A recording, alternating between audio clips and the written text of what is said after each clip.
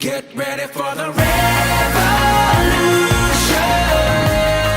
So here's step one and a little bit of the introduction, and here's the idea behind it. Most of the time when we walk onto the putting green, the first thing we think about is the break of the putt. And it could be a 40-footer or it could be a 3-footer, but we're constantly thinking about the break of the putt. The problem with that is the break of the putt is dependent upon the speed of the putt, because the amount of time that gravity has to work on the ball is going to create more or less break.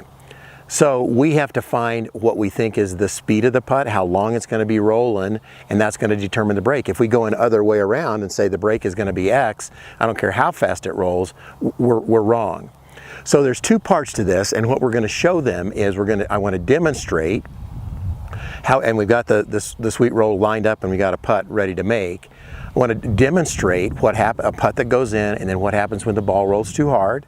Intuitively they know this, and what happens if the ball rolls too softly, low and short, right? But then we want to give them a concept that says, and when you are trying to make a putt, 10-footer, 12-footer, 8-footer, not 25-footer, the first thing you have to figure out is the speed. The roll distance, we call it, is how far past the hole that they are comfortable with. So I've drawn a chalk line around the cup at 3 feet. It's an 18-inch back.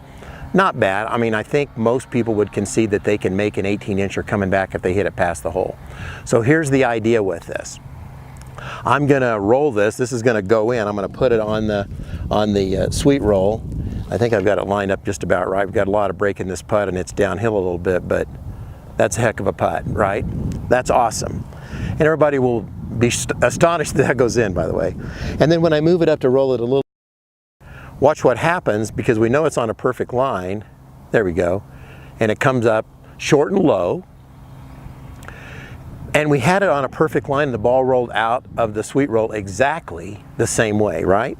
But if we do it a little bit further, now everything happens, ball takes off, rolls through the break. Now we got that loved 5-footer. And the point of that story, and you can roll as many putts as you want to, but the point of the story is, even though we have the exact line, the only thing that made it go in or not is speed. So let me give you kind of part two of the demo. I've moved up here to a putt that we're trying to make. It's about 7 or 8 feet. And the idea is we can show them that the ball goes in, and there's quite a bit of break here, but that's about the right speed. I may need to slightly adjust the line like that, but watch this. If I move down a little bit on the sweet roll and I come up short, it's going to break short of the cup, and that's kind of cup high. That's too weak. And if I move up a little ways, then obviously we know what happens, and the worst part of that is it just takes off, and now I've got that dreaded 3-footer coming back. We want to burn this concept into their minds that this is first of all about speed, and if I have good speed control, I can get it within 18 inches of my roll distance, and then I got a chance to find the break. But that's the principle. Find the speed and learn to hit at the right speed.